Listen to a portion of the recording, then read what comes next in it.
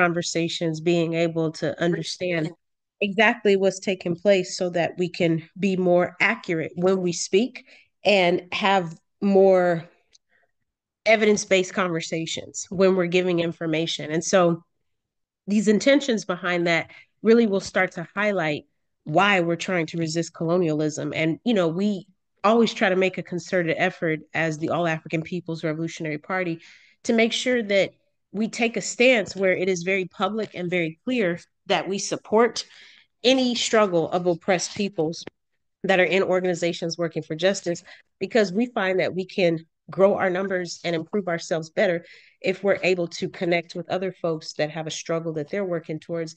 Then we can unify our forces with them and they can unify their forces with us.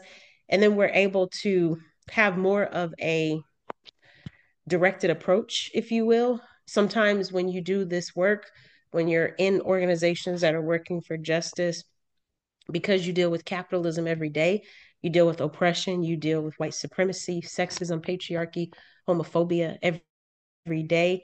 It can be kind of daunting. It can be kind of difficult to find motivations to keep going, especially when you see the system continuing to get over. For some of us, because it's been doing such a good job for 500 plus years.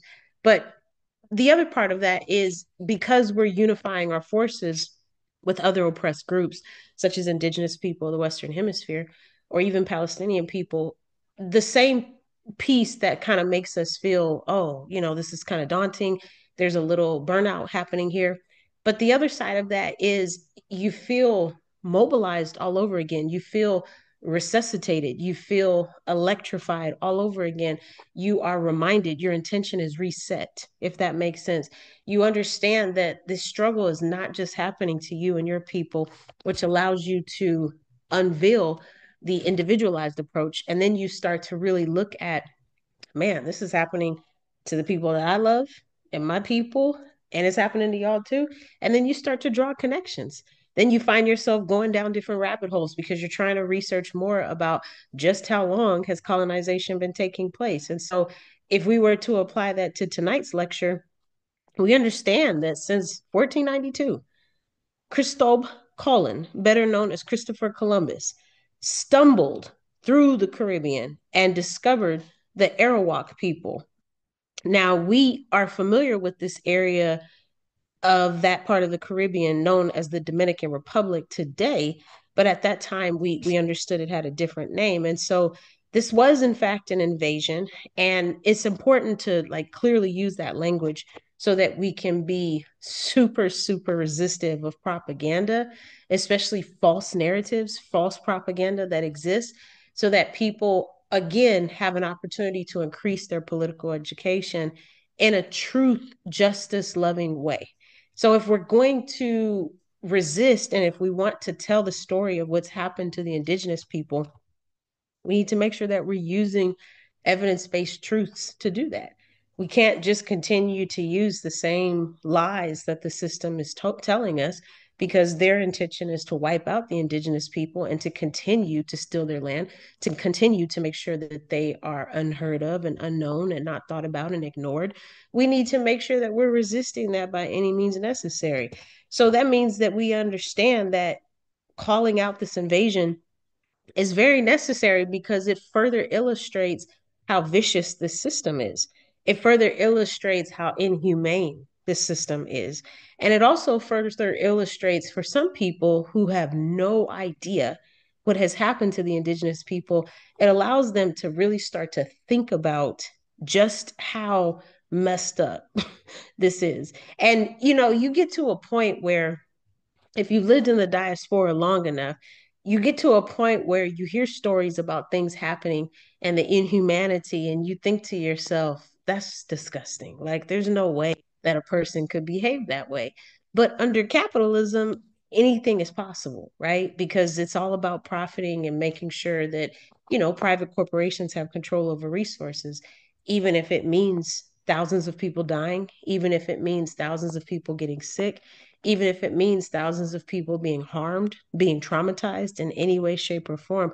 Those things are irrelevant. They're not as significant. They hold no weight in terms of stopping capitalism from continuing on to promote what it's supposed to promote. And it's always interesting to me because I'm still approaching it from a very humanistic standpoint. So somebody told me today about how there have been policies that have been released by the former president to reduce the amount of meat inspections for lunch meats and packaging companies that package products that can be sold as frozen meats, chicken nuggets, chicken strips, things of that nature from different companies all across the board. And so the policy was set where you wouldn't need to have your meat inspected as frequently, um, which I just immediately said, what about all those people who are going to get sick? Because that's the whole purpose of inspecting meat, is to make sure that it meets a certain safety level caliber of what can be consumed by a person. And my friend said to me, well, how are they going to pay for their expensive cars and their houses if they're worried about taking care of people? And I laughed, because it's facetious, but I'm thankful. I'm so thankful that the ancestors have continued to remind me that this work is bigger than me. I'm so thankful that they've continued to center that, and they've continued to motivate me that I have a responsibility to all poor oppressed people, especially Africans, right? And so I'm thankful that my first thought was, you can't treat people like that. I'm thankful for that because not everyone would think that as their first thought. And I think that's where we have to start to shift the behavior. Whereas we shouldn't just be having empathy and, thinking critically about meat inspection. We should be thinking critically about Indigenous people and what exactly has happened in terms of the status of where they are now, the status of what's going on in terms of how we think about what their land reclamation looks like. Is it enough to just have a land reclamation notice and statement, or are there other things that folks can do? How do we resist colonization by using terms that are decentering colonization? I have taken a very radical approach where since my birth, my parents have been using unthanksgiving or, another form of that noun to describe that day. I have never, and I rarely use absolutes, but I have never said the word that you all call the holiday, because to me it's a bad word. It's like saying the N word or the B word. To me, it implies that this is a beautiful day. And I don't believe that. I think that it's a day filled with unconsented sexual assault, theft of land, murder, genocide, deception, trickery, inhumanity. I could go on. So it's not a beautiful day to me. It's not a day that I look forward to. It's not a day that I enjoy. And I think it's a reminder of all of the trauma that has been brought on Indigenous people. Meanwhile, people don't need to recognize that we're using their resources every single day. They are a people that still exist and they matter. We're using their resources every single day. And so these are the kind of things that we have to think more about, because them being able to take over the Indigenous lands, doing all the things that they did in terms of wiping out Indigenous peoples, making so that these folks would stay sick and remain sick. And to this day, because of the trauma that they went through with having their land stolen, they have continued to show some of the worst health outcomes known to humanity, sometimes even worse than African people. And I've been studying it very closely because I'm definitely connecting that the traumas that oppressed peoples go through has everything to do with their health outcomes. So we have to think more about like exactly what that looks like, because really what we're speaking to is European colonization really gave birth to the connection of how slavery would start to allow for the build up of wealth at our expense, even if it meant continuing to exploit not only Indigenous people, but African people as well. And so, again, we encourage you all to set an intention for how you plan to learn something from this seminar today. Is there one thing that you can do as the seminar ends tonight for the entire month of November as a way of honoring Indigenous people? Maybe you want to start by not saying the word that perpetuates the holiday where so many of our comrades were murdered and taken advantage of. So maybe you want to start saying, excuse me, on Thanksgiving, or maybe you want to start saying thanks taking. There's so many different ways you could say that. Maybe you just want to do the research where you can really start to connect those things. Maybe you are learning that you should be incorporating the word indigenous into your vocabulary. Maybe you should be incorporating exactly how much indigenous land has been exploited and stolen so that you can start to have more ethical conversations about what that looks like. There's so many different approaches that we could take. And I think the biggest one is understanding that African folks and indigenous folks have always been hand in hand with our struggles because they are very much parallelly aligned, very much so aligned. And so I'm very humbled to note that the very first relationships that I noticed as a little girl was having the American Indian movement speak at African Liberation Day. And even as a little girl, I may not have truly understood why they were there because I think as I started to get older, I expected African people to be there because I knew it was an African event.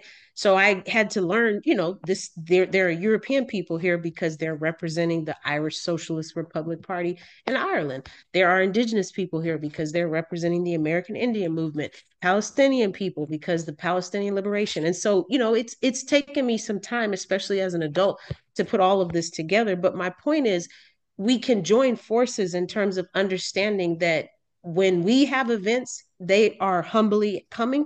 And when they have events, they invite us to speak. And being able to be in their space, going to the Sunrise event, if you are in the Bay Area and you can travel to Alcatraz. Not just that, but just finding a way to pay homage to them. There are indigenous Indian mounds here in Memphis to this day, and I told you I don't celebrate the holiday, but I do try my best to take some of the cleanest natural water that I have. And I try to go and do a libation where I can call not only on indigenous ancestors and even names that I don't know, but also African ancestors, because this particular ground was not only exploitive and harmful to indigenous people, but also to Africans who became enslaved here on these grounds. And so just thinking about all that we come from and understanding that this is where this all comes from. Even looking at the image, seeing the words that are listed there, and just kind of understanding where this accurate description really comes to describe Christopher Columbus. Not buying into the propaganda when they tell you that he discovered something. Not buying into the propaganda when you are perpetuating the system of him discovering something. And when you see and hear people speaking rhetoric that is not true, how comfortable are you with speaking up to that? Next slide, please. How comfortable are you with calling it out and making a statement that the worst thing we could do is to continue to spew and share lies? That's not helping any of this. It's helping the oppressor stay in power, but it's not helping the rest of us with actually seeking the truth. And if you're okay with just using lies and not having any basis on truth or equity or humanity, okay, so be it. But I doubt that very seriously you'd be listening to this seminar, watching this seminar, however you are tuning in, if you weren't interested in either achieving what is the truth or being able to ascertain it so that you can then try to share it with others who are lacking that information. Either way, you have a responsibility to share what the ethics is, right? And so that means that we have to do some more research on that. And we also have to understand, we're talking about Richard Oakes, right? The leader of the reclaiming of Alcatraz by indigenous people from 1969 to 1971. And that was stated in Reclaiming the Land as a liberatory act to combat 500 years of subjugation against indigenous people by the US government. There is so much more than what we have available to us. This is why it's our responsibility to increase our political education. Usually we play music at the beginning of our seminars, but I asked Comrade Ajamu if we could play a piece from the Forward Ever podcast, which is another media outlet that the All African People's Revolutionary Party offers, because we are trying to show you all that there are so many different ways for you to increase your political education. Now, we're not saying that it's enough for you to just listen to a podcast. We do encourage you to join an organization that is working for justice, but we're also asking you to make some type of dedication for the entire month of November to some Indigenous organization, whether you're volunteering your time, you're volunteering money, maybe you have items that you can donate, some type of action that you can do, changing your language, considering how you're going to use Indigenous in your vocabulary, whatever that looks like. But it's really going to take all of us to take the next step in terms of increasing our political education. Some of us might be ready to join an organization that's working for justice, and we would love that. We would love if you could join an organization that's working for justice or start one. But for those that are not ready to take that step, the next step is a little bit less steep, but still very important. And so just continuing to set that intention, thinking more and more about that, and thinking about comrades like Richard Oakes, thinking about what it means to reclaim Alcatraz for Indigenous people for that time period, especially what was going on in the world at that time. And just thinking more about how you have a responsibility. Even if you're not Indigenous, you have a responsibility to Indigenous people. We have tried our best to make that perfectly clear to every single one of us, because the bottom line is it's a threat to injustice as long as Indigenous people stay exploited and inhumane because they are treated inhumanely. It's a threat to us. It's a threat to us. And so we want to make sure that we support them as much as we can, because their victory turns out to be our victory. Our victory turns out to be their victory. Next thing you know, Palestinians will have a victory, which will impact both of us. And then our comrades in Ireland will have a victory, which will impact all four of us. And next thing you know, all these oppressed people, all these colonized people will be able to have the regimes that they are interested in that benefit those group of people from a mass Pan-Africanist, or if they are of another background, whatever their ideology phrases that they would fit in there to substitute how they define socialism, what that may look like. But we have every intention of supporting that because our values align with theirs and we understand what that looks like.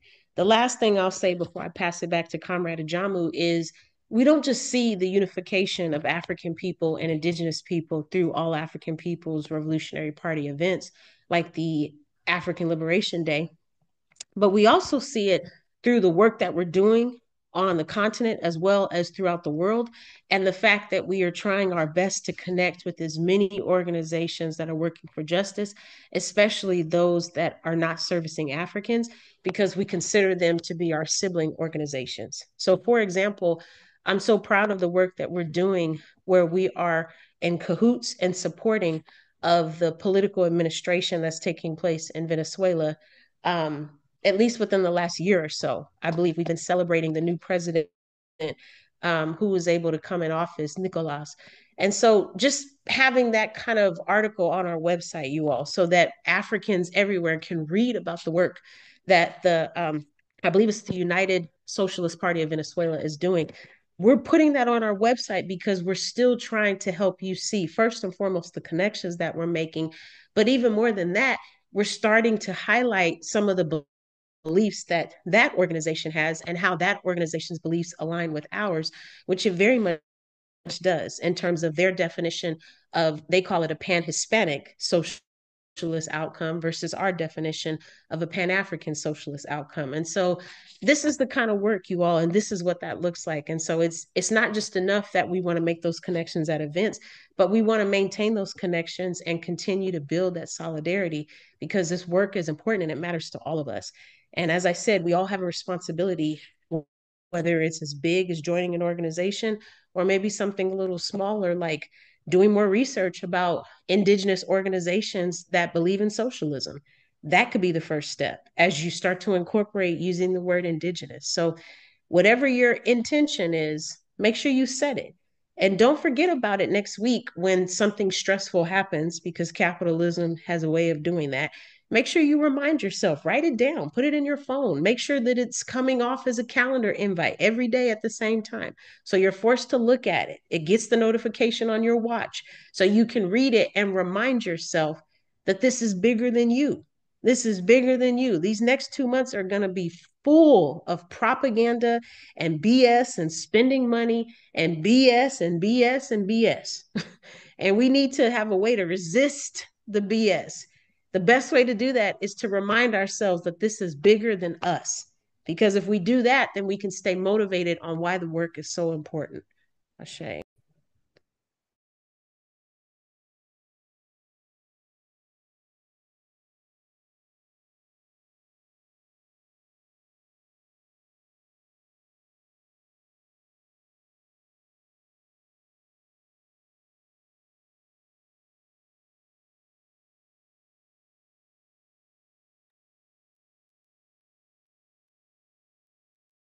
Okay, I'm going to keep going. I'm sure Comrade John will come back in when he can. Comrade, just so we're clear, if you were speaking, I could not hear you. So, if we continue to think about who are the indigenous people of the Western Hemisphere. Okay, Oh, I okay. think I got it fixed. Thank you. Awesome. Can you No hear me now? problem. Okay. Yes. Sorry about that. There was just all kind of problems with internet here, and they certainly charge enough money, and we pay it on time. But this is capitalism, y'all. Like the product is not a quality product. It's just all about profitability. So this is the frustration that you deal with for those out there who think capitalism is so wonderful. Like, we suggest therapy for those people. But anyway, the first question we want to ask is, who are the indigenous people of the Western Hemisphere? Who are they? Because everybody's indigenous, right? Everybody's from somewhere originally. So we ask this question when we use the term indigenous people of the Western Hemisphere. Who exactly are we talking about? And we would argue that the definition applies to people who are descendants of the Plains indigenous people, the Plains territories of the Americas, uh, people like the Lakota people, the Oglala Nation, the Mayans, the Incas, the Aztecs, all of these folks all throughout the Americas. These are the indigenous people, along with their descendants, the people who identify as Mexican, as Puerto Rican. These are their descendants. The First Nations people, obviously, who live in we call it Canada, you call it Canada. And those folks who were removed by the mounted police in Canada to make way for the railways in Canada. For those of you who just can't understand why we say there's no such thing as good police. Their entire purpose has been to exploit and oppress colonized people. So all of these folks are the indigenous people of the Western Hemisphere. All those folks I just named.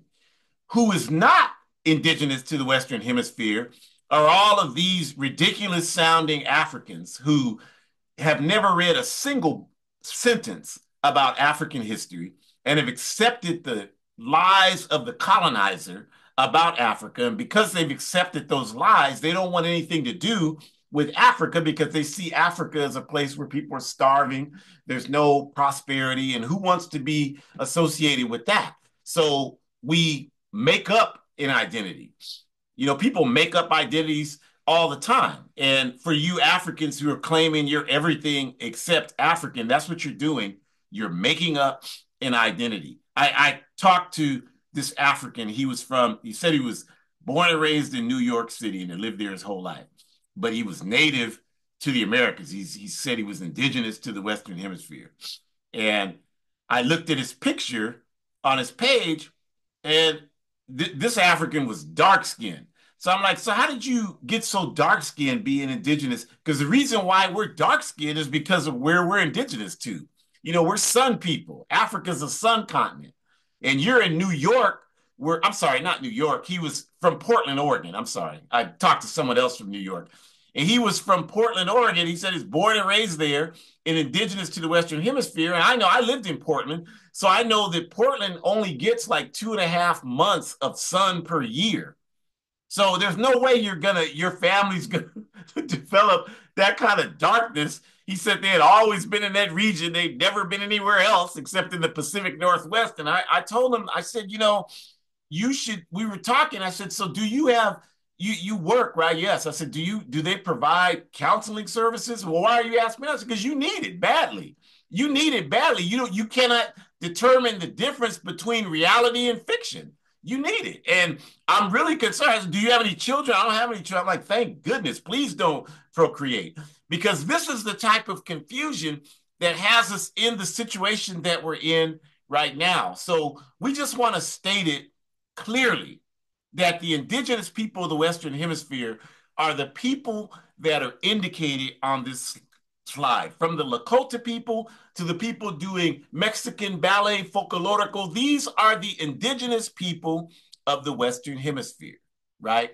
And they are engaged in a struggle to regain their lands, whether they define it as struggling to regain the Pahasapa or what's known by them, the Lakota people, as the Black Hills in South Dakota, what the colonizer calls Mount Rushmore, with all those crackers up there on the mountain, whether that's the struggle that they're engaged in, or any of these other lands, or whether they call themselves Chicano or Mexicano and they relate to Aztlan, which is the Southwest states that were stolen from those indigenous people: California, Arizona, New Mexico, Texas, Colorado. That's Aztlan, as they call it, the Southwest. That's what it means. Whether that they define the struggle as winning those lands back, it's their land, and they have the right to get this land back. And like I said in the beginning, African people, we only have a just right to one land, and that's Africa. And the only reason why we don't want to accept that is because we don't know a damn thing about Africa.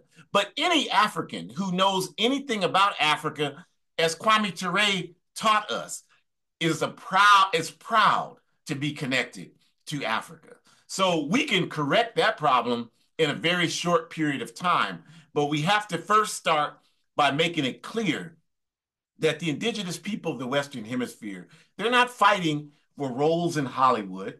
They're not fighting for businesses at the side of the highway selling moccasins. They're not fighting for food booths on the street corners. They're not fighting for any of those things. They're fighting for their dignity, and their dignity is the reclamation of the lands that were stolen from them. And nobody understands that better than conscious African people, because we're fighting for the exact same thing. So when we look at that deeper, we can give examples of what we're talking about. Like there in the picture is a picture of the Pahasapa, or what's known as the Black Hills, or again, what the cracker colonizers call Mount Rushmore, right? That's indigenous land. That's land that's sacred to them. It's sacred land. It's spiritual land that the colonizer just stole, blasted the rocks out, and they have all these cracker motorcycle clubs that go there to Rapid City right under that mountain there, and have all these ridiculous motorcycle events every year, and make fun of the indigenous people. And this is what America, when these people talk about make America great, that's what they want to remain in place, that kind of stuff. That's what they want to continue to happen. And this is why this country is a joke. It's always been a damn joke. It will always be a joke. You have a dumbass football player for the San Francisco 49ers comes in, make America great hat. This is the dumb jock who can't even spell Pahasapa, who can't even tell. If you asked him, well, what about the colonization from the Lakota people, you may as well be speaking Mandarin Chinese because he's so dumb. And this is something that somebody like that is a celebrity in this kind of society. That's why I say all the time, if aliens landed here 100 years from now, and there was a capsule that had information about what was happening at this time in this society, and the aliens opened the capsule and read all the materials about what was happening in 2024, I guarantee you they would get back in their spaceship and they would take the hell off and get the hell away from here as fast as they could. And I'm sure that there are other living beings in this galaxy, and I'm sure they've come here and they've spent 20 minutes observing how ridiculously stupid this world is today and the people that are running it are, and they told themselves, let's get the hell, we got fuel, let's get the hell out of here. We don't want anything to do with these types of people because they are just too primitive and not willing to advance to a higher level of civilization. So that's why we have to talk like this, because this is what we need to do. We want to be able to shock the hell out of people and wake them up and stop people from just going through this society with their head in the damn sand and just looking at what you can buy and just focused on the weekend and getting high and having sex and doing nothing to make any type of contribution. You know, you making a contribution is considered strange. Like, well, why would you want to do that? You know, this is the most backward. All of these capitalist societies, they're the most backward societies. Even KRS-One, you know, of course, the internet. You have low internet. Whenever we start talking, that's what that comes up. You know, you figure it out. You decide what that means. But KRS-One, the rapper, said it well years ago when he said civilization and technology have nothing to do with one another, and that's absolutely true. You know, the way capitalism trains us, civilization and technology are the same thing, but they're not. And we'll give you an example right here of the integrity and dignity of the indigenous people of the Western Hemisphere who are fighting against this nonsense I'm talking about. So the Fort Laramie Treaty was a treaty that was made in 1868. And what that treaty was about is the U.S. government established that they would create this treaty with the Lakota people. You know, you have Dakotas, right? That's because that's where the Lakota people are. There's North and South Dakota. So the purpose of this so-called treaty was supposedly to author in peace between the Lakotas regarding this question of the Black Hills, which again the colonizer calls Mount Rushmore. But just 6 years after that, in 1874, George Custer, the general for the U.S. mercenary military, came in with a military contingent to try and run the Lakotas off the Black Hills because they had discovered gold there in the Pahasapa area. And if you know the history, you know that Red Cloud, who was at that time the chief for the Lakotas, wanted to try to figure out a way. Red Cloud didn't really feel confident that the Lakotas could sustain a military victory against the U.S. government. So Red Cloud wanted to try, and he had trust in the colonizer. He felt that there could be some way that they could adhere to their word, and he wanted to try to see if they could work some of that out. Whereas Crazy Horse took a contingent of warriors from the Dakota. They didn't believe anything the crackers were saying, and they were obviously 100% correct. And they went out and they had successful battles against Custer's regiment. But of course, eventually, once the U.S. government wiped out the buffalo, and you know, this is where they got kettling people from. If you've been engaged in protest marches, you see the police kettle people. That's what they did to Crazy Horse and the warriors from the Lakotas, and they were able to starve them out. And that's how that was able to happen. But they had discovered gold there. That's what it was all about. And so, you know, since that time, I mean, obviously that's 150 years ago. And since that time, the indigenous communities have consistently fought to have their land rights to their sacred Pahasapa Black Hills colonizer named Mount Rushmore recognized. They've consistently fought in court, out of court, to have that happen. And what the US government has been forced to do over the last 30 years or so is come up with these offers for them, these financial offers. They've offered them settlements. Like, in other words, we're not going to give you the land back, but we'll give you some money. And the indigenous people, the Lakota people, have consistently rejected those offers. Now, that's very important for multiple reasons. Number one, because that's what keeps the dignity in the struggle. Because it is impossible, and that's something that everybody who respects dignity should respect, because it is impossible to say that you're fighting a struggle for justice, but at the same time, you'll accept a financial payout. Because once you do that, it takes the values and the principles out of the struggle you're waging, it evaporates them. Because all you really are is someone who will sacrifice the principles of your struggle for the correct payout. And so, up to this point, the indigenous people there in that region have refused to do that. And I'm saying this for you Africans out here who are thinking that there's absolutely nothing wrong with negotiating with terrorists, the US government, for some kind of reparations for slavery. You're basically saying our struggle comes with a payout that we will accept if it's an acceptable payout. And since these Negroes are so bottom rung, an acceptable payout to them is a couple of $1,000s. And they'll take that. And the reason why we don't have that kind of collective dignity is because we don't know who the hell we are. We think we're Americans. And so these coons are looking at it like, okay, I want to negotiate with my government for justice. There's no justice in that. We are not Americans. We are Africans who were kidnapped from Africa. We've been in America 500 years fighting to survive America. We are Africans fight. You want to know what's your identity? Stop saying African American. Say I'm an African fighting to survive America. I'm fighting to survive capitalism. That's your correct identity. So that's who we are. So if you understand that, like we do, we could never negotiate with terrorists. We have too much respect for the dignity of our struggle to do that. I don't give a damn how much money they offer. We have, and I'd say that publicly because I'm not one of these Negroes like the ones out here that'll say that and then 5 years later I'll accept a check. To hell with their goddamn check. I don't want their money. I don't want anything from them. I just want to organize our people so we can walk over their damn chest. That's what we want to do.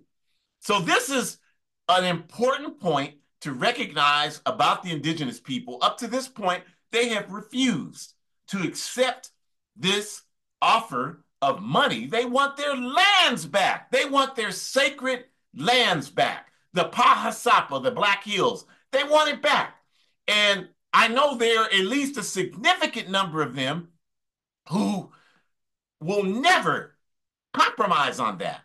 And that, you all, is a wonderful lesson in principles and the difference between principles and strategies and tactics. Principles are values that you never compromise because those values are based on what you see is the correct way to live life. How can you compromise on something if you think it's the correct way to live life? There's no way you can say, well, I believe in that this is the correct way to live life, that I have to respect human beings and then go out and be disrespectful to who you're dating, go to a restaurant, be disrespectful to the restaurant staff. Then it's not a principle for you. You're just somebody bumping your gums, running your mouth. A principle you never compromise, no matter what. A strategy or a tactic is just a way to get something done. You change that based on its effectiveness. A principle you never compromise. I have a number of principles. One of them is that I will never see a man physically beating a woman and not do something to try to stop it. I just won't do that. I just won't do that. I don't give a damn. They might pull out a gun and shoot me, and that's been something I faced before, but it's a question of what kind of person you want to be on this planet Earth. Some of us have decided, as James Brown said, and I don't know why he said it because he didn't believe it, but he said it in the song, "Say it loud, I'm black and I'm proud." I'd rather die on my, can't think of how he said it. Y'all know the lyrics. I'd rather die on than live on my knees. I'd rather die on my feet than live on my knees. That's it. So some of us have accepted that and are willing to pay the ultimate price to maintain that. Because I can't even walk around. Like if I saw a man beating on a woman physically and I just didn't do anything about it, I wouldn't be able to sleep at night. I would worry about that for decades. I would lose respect for myself. That's just me. There are many people out there that wouldn't bother them one bit. Well, that's their problem. It got nothing to do with me. They wouldn't bother them one bit. And then someone jumps on their ass and they want somebody to come and help them. It happens all the time. I've seen it. I've participated in it. I'm not just, this is not just something I'm talking about. I'm saying that that's an example of how principles should work in your life. You refuse to do something that goes against your principles. You refuse to do that. I never let anybody disrespect my child. She's on here. She can interrupt me if I'm lying to you all. And I have put myself in a position on multiple occasions where I was ready to beat somebody's ass who was adult disrespecting my child when she was growing up. She can correct me if I'm lying to you all. And even today, even though she's a grown woman, I would do the same thing. Nobody is going to disrespect my African woman child. Nobody is going to disrespect any African woman anywhere if I'm seeing it happen. I am ready to go to my grave before I let that happen. Proudly, proudly. And that's just how I want to live life because I can't see living life any other kind of way. This is what we mean when we say living by principles, you all. I know that's hard for a lot of us because we don't know what that means because we've never lived by principles. We've always only lived by what comes easiest for us. What's the easiest way for us to be able to make a way for ourselves to progress in life individually? So we don't understand that. And that's why nobody, and then you wonder, you come back, you live like that. Well, I can't, I'm not going to get in trouble. I'm not going to speak up. I'm not going to put myself out there like that. And then you wonder why nobody respects you. You wonder, well, I don't understand why people don't respect me. They shouldn't respect. You're not worth it. There's roaches walking around here that deserve more respect than you. I mean, I heard a joke yesterday. It was said the man was going to kill the roach, and when he was getting ready to kill the roach said, "The only reason why you're doing that is because I make your wife scream louder than you do." And I'm like, that, there's a lot of people as it relates to the roach that logic applies to. The roach deserves more respect than you do. You've never taken a stand on anything in your life that didn't personally benefit you. And then you wonder why people don't respect you. They shouldn't. They shouldn't respect you. So the takeaways, and if you all, if you haven't been to California, if you ever come to California, or even if you have, you haven't done this, you should go, as Shakur mentioned, the American Indian movement, every year they do it twice on Indigenous Peoples Day, which is usually the second Monday of the month of October, and then on Thanksgiving Day, Thanksgiving Day, they organize ceremonies on Alcatraz Island. Because if you know the history, Alcatraz Island uh, was, as Shakur mentioned, it was taken back by indigenous people, led by many people, including Richard Oakes, who was on one of the earlier slides. And the reason why they did that is because one of the many treaties, they broke them all, but one of the many treaties that that were created was that the indigenous people would get all of the closed military bases and prisons. And Alcatraz, as you know, was a prison. It was a prison that housed people like Al Capone and Ellsworth, Bumpy Johnson, and people like that were in prison there at Alcatraz in the San Francisco Bay, Oakland Bay. And so there today, that picture on the screen says Indians welcome. That's from when they took the island back in 1969 and 1971. And AIM, the American Indian Movement, does a ceremony every year. So if you ever hear, you should plan to come. You should participate. You got to get up really early, like at 2:30 or 3 in the morning, but it's worthwhile because it gives you their perspective of this colonization experience they've experienced for the last 530 years. So some of the takeaways we should take from that is that, the indigenous people of the Western Hemisphere, just like the African masses, just like the Asian masses, all colonized people, we're struggling over our identity. That's the whole point. We were colonized, which by definition means we were denied our identity. And we were forced to think and behave as the Europeans wanted us to, which is basically for us to be pseudo Europeans. That's what the colonization process was all about. So, as a result of that, the indigenous people are struggling for their identity. The people who call themselves Indians or indigenous people, there's a struggle between them and the people that call themselves Chicanos or Mexicanos. They're all the same people. They're all the exact same people. But they have to, that's a struggle that they have to wage with themselves. It's not our place to wage that struggle for them. And they will wage it. They will wage it. Just in my lifetime in the struggle, I've seen tremendous advances in that area. It used to be like it was all about tribal recognition by the fascist US government. And it's still about that for some people. But there are a lot of indigenous people who are saying, why the hell are we pursuing that? We should unite with each other on a mass level. There are millions of us, and we can organize our people and get our lands back. And that is, in our humble view, the correct position, but they have a right to engage in that struggle. We're engaged in the same struggle.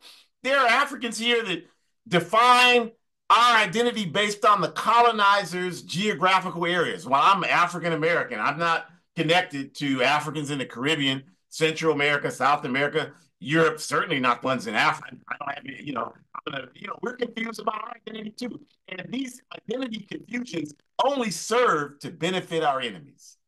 They only serve to benefit our enemies. Asians are confused. Like they're Asians, the Spanish colonized the Philippines. That's why Filipino people have Spanish names. And they're confused about that. There are a lot of, I have a good friend who's born and raised in the Philippines.